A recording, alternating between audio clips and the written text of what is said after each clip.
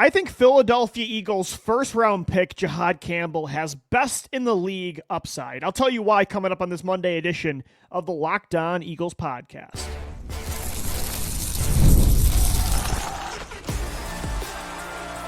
You are Locked On Eagles, your daily Philadelphia Eagles podcast, part of the Locked On Podcast Network, your team every day. We thank you so much for making Locked On Eagles your first listen each and every day. Welcome in, Eagles fans, to this Monday edition of the show. I'm your host, Louie DiBiase. Been with you on the podcast Monday through Friday, all the way back since 2018, getting you ready for yet another Philadelphia Eagles season coming up in what feels like a long time, but it's already May.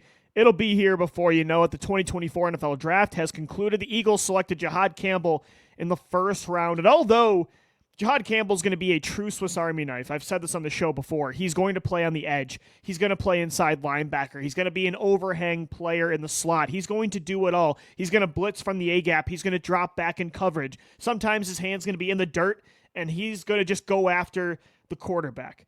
But I do think Jihaad Campbell has best in the NFL upside at inside linebacker. I think he can be a very, very good edge rusher, and I think he showed flashes of that at Alabama. Originally joined the Crimson Tide as an edge rusher, but when you look at what Jihaad Campbell does best, the elite traits that he has, his range and speed, his length, his ability to drop back in zone coverage, the speed he has crashing through the A-gap and the B-gap as a blitzer, that's the best way he rushes the passer. I do think his ceiling is best at inside linebacker. I think if Vic Fangio puts him in the Zack Baun program of last year, where he turned Zack Baun from an edge rusher into an inside linebacker, and it turned him into an all-pro, if they put him into that training program, put him through that exact process, I think Jihaad Campbell could be one of the best players in the NFL. Now, is his floor lower? Like, for instance, a lot of people, I've had multiple people the past 2 weeks ask me to compare Jihaad Campbell to the last 4 or 5 draft classes, the Eagles' first-round picks. Like, coming out of school, how good of a prospect is Campbell compared to DeVonta Smith, to Jalen Carter, to Nolan Smith, to Quinyon Mitchell? Campbell's floor, it's definitely lower. Like, if I had to rank my top 10 players since 2021 of Eagles' top 3-round picks, so top 10 prospects coming out of college, how good they were when the Eagles drafted them in the first 3 rounds since 2021. So my top 10 was number 1, Jalen Carter, number 2, DeVonta Smith, number 3, Quinyon Mitchell, number 4, Nolan Smith, and then I had Jihaad Campbell, number 5. So he was 5th in my top 10. 6 through 10 was Cooper DeJean, Nakobe Dean, Jordan Davis, Andrew Makuba, and Landon Dickerson. So I do think Jihaad Campbell's a top 5 prospect of 10 picks the Eagles have made in the top 3 rounds since 2021. Like, I do think, like Jalen Carter, like DeVonta Smith, like Quinyon Mitchell, even like Nolan Smith, he has best in the NFL upside at a position, but I do think his floor is a little bit lower. Like, I thought Jalen Carter was the best talent in the entire 2023 NFL draft class, and I think we're starting to see that that is, in fact, the case. DeVonta Smith was a Heisman-winning, historic college wide receiver that was such a complete prospect.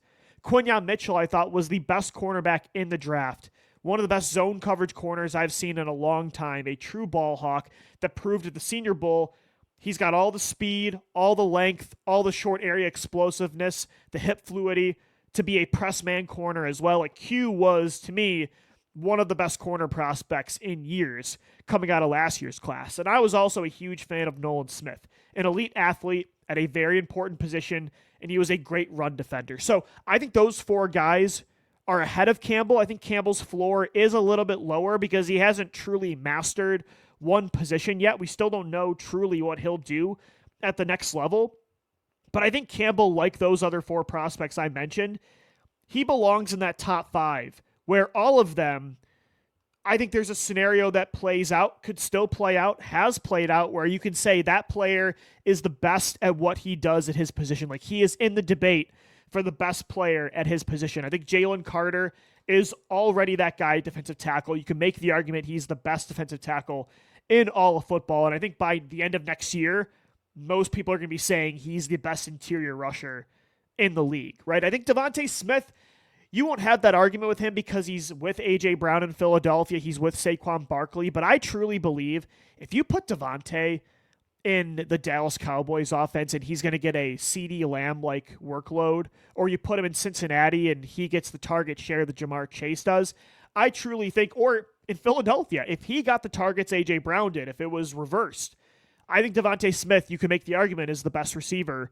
in all of the NFL. I think there will be a case this year that Quinyon Mitchell cements himself in that argument as the best corner in football. He was close last year as a rookie.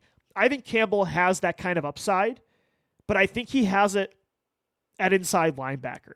Now, if you told me he turned into a Micah Parsons on the edge and that's his true strength, I wouldn't be surprised because his strength is rushing the passer.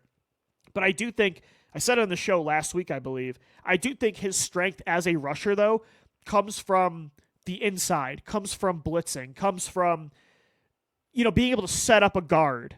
Am I going left? Am I going right? I'm going to juke you out before you even get your hands on me because I do think he's a little bit undersized for a true, Josh Sweat type of hand-in-the-dirt pass rusher on the edge. I think he could develop on the edge and be an elite player there. Again, he could truly do it all, and I think he will.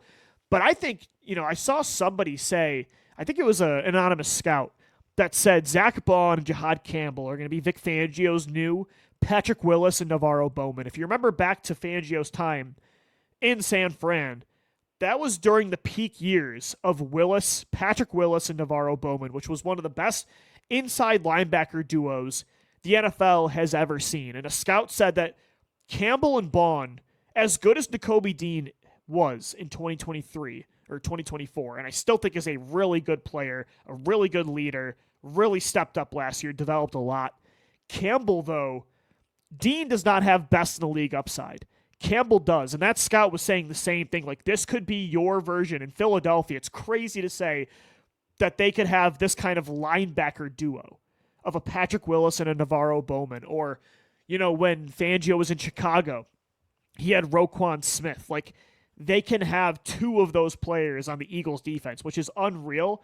But I truly believe that if he's going to reach the potential that Jalen Carter did, that DeVonta Smith has, that Quinyon Mitchell has, that I think Nolan Smith did as well in 2024, I do think it's going to be with most of his snaps coming as a stand-up linebacker on the inside. Now, again, I am not going to put him in a box. I'm not going to say that's what he's always going to do. He is going to move around.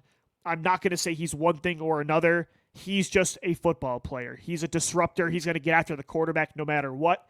But inside linebacker, I think Jihaad Campbell, you could say in a couple years, he has the potential to be the best linebacker in football. I wouldn't be surprised. He's got some stuff to work on at inside linebacker as well, especially with man coverage, being in the right spots in zone. I think anticipating plays more, that's something that he needs to work on. But I think he could be one of the best players in football. And that's why I put him in that top 5. Somebody was asking me the other day, coming out of college, where does he stack up with all these other great picks, how he has made over the last 4 to 5 draft classes? I would put Carter ahead of him coming out of school. Same with DeVonta, same with Q, same with Nolan Smith. You can make the argument Campbell's ahead of Smith, but I was comfortable taking Nolan top 15 2 years ago. But I would put Campbell at 5. I think he's ahead of DeJean. I think he's ahead of Nakobe Dean, Jordan Davis, Andrew Makuba, of course, and Landon Dickerson. He's a special talent coming out of the draft. And it's exciting to think that he has that kind of ceiling to be a league great. All right, guys, coming up next right here on the Locked On Eagles podcast, talking about the league's greatest players at their position, not just right now, but potentially of all time. I want to talk about Saquon Barkley and his usage in 2025. I have a new idea of how to keep him still as a focal point of this offense, but in a healthier way. It gives him a better chance to make it through an entire season yet again next year. I'll tell you what that plan is coming up next right here on the Locked On Eagles podcast. This Monday edition of the Locked On Eagles podcast is brought to you by Upwork. Scaling your business requires the right expertise at the right time. With Upwork, you can find specialized freelancers in marketing, development, design, and more. Experts ready to help you take your business to the next level. Upwork gives business flexibility by connecting them with top freelance talent across multiple industries, including IT, AI, web development, and marketing. Whether you need extra hands for a project or a long-term partner, Upwork makes hiring simple and affordable. If you need help with marketing campaigns, Upwork can connect you with a freelance expert who delivered incredible results. Posting a job is free and simple, and within a day, multiple qualified candidates will be there to choose from. So visit Upwork.com right now and post your job for free. That's Upwork, UPWORK.com. Upwork.com to connect with top talent and grow your business today. So Saquon Barkley saw a historic workload in 2024 running the football. Nobody ran the ball more in the NFL last year than Saquon Barkley and the Philadelphia Eagles, and it led them to a Super Bowl championship. It led Saquon Barkley to the greatest combined regular season and postseason run a running back has ever had. He is still going to be, I think, the face of this offense in 2025. But I do think if the Eagles want to keep him healthy for the stretch run, if they want to keep him 100% or at least close to it in the playoffs, to really try to repeat, to try to get this Lombardi Trophy number 3, I do think they need to use Saquon Barkley in a different way. I think they should start to use him more as a receiver in 2025. He'll still get the ball, but it's in a more productive way. It's in a more creative way to keep him healthy. And it's not just to keep him healthy, but it's also going to keep him heavily involved in the offense, because you don't want Saquon to not be touching the football. You want him to touch the ball, not as much as last year, but close to it. And I think if they lose Dallas Goedert, this is another way to make up for that that loss of production in the passing game. If you lose Dallas Goedert, that's a lot of targets. That's a lot of explosive plays. That's a lot of plays over the middle of the field, a lot of run after the catch opportunities that are headed to another football team. So how do you replace him? Yeah, you get the ball more to A.J. Brown and DeVonta Smith. Jahan Dotson hopefully steps up. Maybe you trade for another tight end, or Grant Calcaterra steps up this year.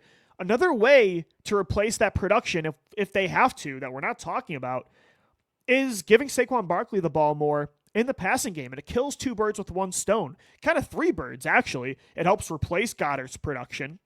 It keeps Barkley healthier, right, by reducing his workload in the backfield running the ball, but it also keeps him heavily involved touching the football, just in a way where he's going to not see as much punishing contact as you do as a runner in between the tackles. Like, I want to see Kevin Patullo and Nick Sirianni this year put together a plan where they're using Saquon more in pre-snap motion, getting him lined up with linebackers in the slot, get those wheel routes going again. It worked beautifully this year against Green Bay, against Jacksonville. Get him in the slot. Get him used more in the screen game. I think the Eagles' screen game last year was not nearly as effective as it should be for all the weapons they have and the offensive line they have. The fact that the screen game was just so inconsistent and just almost not usable is kind of crazy to me. Like, get the screen game going with Saquon. Dallas Goedert was the one guy that I felt like the screen game did work with last year, and I would say over the last few years. Like, it was really Goddard's MO. Get Saquon the ball more just in the open field where he's only got a couple guys to beat, right? Because that's where he is so good. He last year, he was virtually impossible to stop. When you got him to that second and third level and just it's up to the corners and linebackers and safeties to stop him, and he has all this space to work with. I mean, you saw what he could do turning nothing into a 70-yard touchdown behind the line of scrimmage. You get him going more as a receiver over the middle with all this space down the sidelines. Good luck stopping Saquon Barkley this year. Like, I think that's a way to keep him as involved, as featured as he was last year, but this can allow him to scale back maybe on some carries this season. And so he's not being used in a historic usage rate as he was last year. I think he could be one of the best run after the catch weapons. Well, he already is in football, but in the passing game as well. Like, just look at the plays against Jacksonville, the reverse hurdle, that was off a reception, just off a quick check down from Jalen Hurts. Get him the ball more in quick checkdowns. Like, Jalen, just find him quick. Get the ball out. Like, we want more easy completions for Hurts this year. That was kind of a problem at times last year. just check it down to Saquon. Look at the play against Dallas where in the open field, he just jukes two guys almost running into each other like Michael Vick did back in the day. I mean, he only had 33 receptions. Like that was actually the lowest in his career when he played the majority of the season. And so, yeah, he was getting a majority of the workload in the backfield. Jalen Hurts oftentimes doesn't throw the check down. But I think this year, like, he should have more than 33 catches. They should add emphasis on Saquon being a receiver. He actually was, he only had 33 catches, which was the second lowest total of his career. He averaged, though, the second highest yards per catch total of his career at 8.4 yards a pop. He had the second highest receiving success rate of his career. He had the highest catch percentage of his career. I mean, this was a guy that back in the day had 91 receptions as a rookie. The following year, he had 52 catches. A couple years later, he had 41. Like, he was a really good receiving back. He has that ability in his body. He had a couple drops last year. Of course, we all remember the Atlanta drop week 2, but this can be one of the best receiving backs in football, and he just isn't used that way. I mean, last year when he got targeted in that way, not just with checkdowns like Jacksonville and Dallas, but go back and look at those wheel routes against Green Bay, how he high points the football, gets both feet in bounds. It was a contested catch. He had a Packers DB all over him. Or the way the body control to track that football down in the right corner of the end zone against the Jaguars for that first touchdown of the game. It's an area of his game they haven't tapped into enough, and they started to scratch the surface a little bit last year with Kellen Moore, but I want to see more than 33 receptions. I want to see the carries go down a little bit. Now, of course, he's still probably going to run the ball more than any running back in football next year, but I want to see the historic usage rate in that way go down a little bit, but you still want him to touch the football as much as he did last year, but do it in a different way. Do it through the passing game. Just get Saquon Barkley to that second and third level of the field quicker, because he literally could not be stopped when he got to that part of the field last year. I mean, how many times did we say, there he goes again? Do we hear Kevin Burkhardt say that, or Jim Nantz, or any of the play-by-play guys, Mike Tirico, where Saquon Barkley was ripping off yet another 40, 50, 60, 70-plus yard touchdown? So it's a way to keep him healthier. It's a way to still keep him heavily involved in the offense, but it's also a way to replace Dallas Goedert's production if that happens. It still sounds like Goedert they want to keep him in Philly, but it sounds like both sides of this, their feet are dug in. The Eagles want him to take a pay cut. Goedert wants an extension. I just don't know if there's going to be a resolution. How do you replace that production in the passing game, over the middle of the field, in the run after the catch area, in the screen game? I think you look to number 26. You look to Saquon Barkley. You ask him to do more in one way so he can do less in another way. So that's an interesting plan for me. I wanted him to be more involved in the passing game last year. I'm going to double down and say this year, I want them to try even harder than they did in 2024. Who does Saquon Barkley and the Eagles play week 1? The schedule comes out next week, May 14th. I'll tell you who I want them to play in the opener as we wrap up this Monday edition of the Locked On Eagles podcast.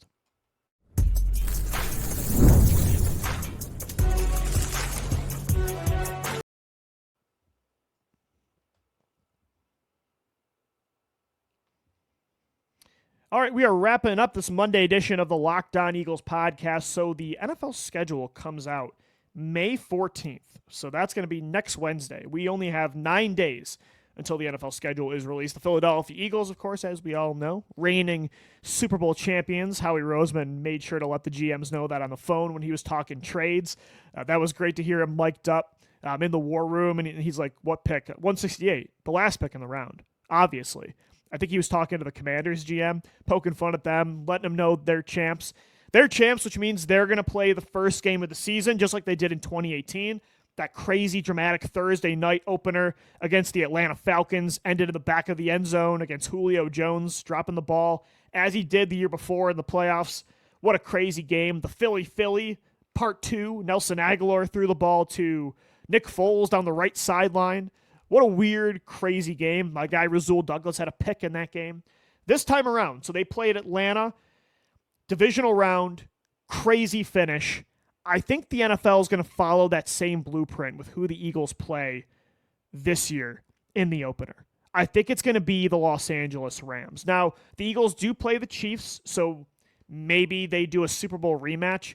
I don't like that for the opener because I don't think it really counts as a revenge game, as a revenge win for the loser of the Super Bowl. I don't think it's the same at all. Beating a team week one, like when the Eagles beat the Chiefs in 2023, didn't really feel like revenge because they didn't win in the championship, right? So it doesn't really feel great for the other team, so that aspect you can kind of throw out the window. And neither team is truly at their best week one, so I would want to save that game. Also, the Eagles don't even play the Chiefs this year in Philadelphia. It's in Arrowhead. So the opener is going to be in Philly. So I think you could remove the Chiefs from this equation. I thought it could be between two teams. It's going to be between the Rams and the Lions. Now, I could see the NFL wanting the Lions game because those were the two best teams in the NFC the majority of the season last year before the Commanders upset the Lions in the divisional round. I think Eagles-Lions was the title game that everybody thought that we were getting, but I want it to be the Rams because like that 2018 rematch between the Eagles and the Falcons, it was based off of one of the most intense, nerve-wracking playoff games I've ever watched. Like that 2017 Eagles-Falcons was one of the most stressful games I've ever watched as an Eagles fan. I mean, it was so anxiety-inducing. Rams-Eagles this past year in the divisional round, it topped it. That was one of the best, most emotional, most exhilarating football games I've ever watched. It honestly might be my favorite game I've ever watched, and that's including the 2 Super Bowl wins. Like, it had everything you wanted, the drama, the injuries, the snow, the historic moments, Saquon Barkley's rushing touchdown with 4 minutes to go in the blizzard. Jalen Carter's got to have it sack on 3rd down. Jalen Hurts' injury. He battles through it, converts that 4th down passing play to A.J. Brown. Jalen Carter's, fumble punch, the Falco punch, getting the ball to Isaiah Rodgers when you thought all hope was lost there. It had everything you wanted, right? And I think the NFL is going to say, these could be our 2 best teams in the NFC this year. Like, I personally think the Rams, not the Lions, not the Commanders, not the Packers, the Cowboys, the 49ers. I think the Rams are the 2nd best team in the NFC behind the Eagles. I think they're the biggest threat to the Eagles not repeating as NFC champs in 2025. I think now getting them on the field again at the Link in a rematch of that all-time NFL classic, having them play with better weather, no snow this time around. I don't think it's going to snow in September.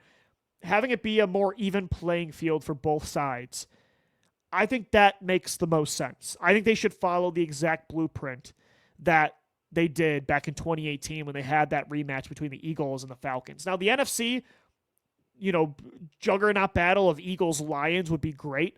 I do think those are the 2 best rosters in the NFC, and it is what we all thought the conference title was going to be last year. But I think the rematch Eagles-Rams is great for the story. I think the Rams are the 2nd best team in this conference. I think they have the 2nd best chance to represent the NFC in Super Bowl 60. I think that would be the game that I go for. But I would say it's most likely, it's not going to be Eagles-Chiefs because that's an Arrowhead. It's not going to be Eagles-Bills. That's in Buffalo. It's not going to be a road game. It's going to be in Philly. It's going to be likely to me, gun to my head, Eagles-Rams would be my first choice. Eagles-Lions number 2. And then looking at the other home games, like it's not going to be Eagles-Bears, right? I can't imagine. Although the Bears have some excitement this year with Ben Johnson, year 2, Caleb Williams. I don't think it's going to be Chicago. It's definitely not going to be Vegas. If it's a divisional rival, maybe it is Washington. Maybe it's a rematch of the NFC title. I could see that. Maybe it's a classic Eagles-Cowboys, although I don't think people care about Dallas anymore.